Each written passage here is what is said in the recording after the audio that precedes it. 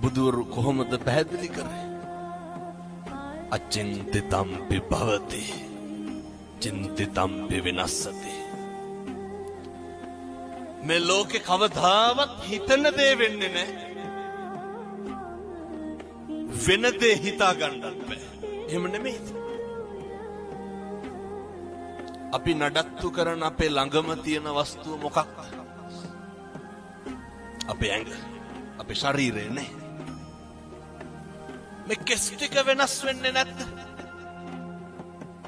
මම මේ කියන්නේ බාහිරේ පැත්තකින් තියලා අපිට ඕන විදිහට ඕක තියාගන්න පුළුවන්. කම්මංගලං කින්ති කරෝමි. කර්මය දැඩි වුණාම හැම එකක්ම මේක වෙනස් වෙනවා.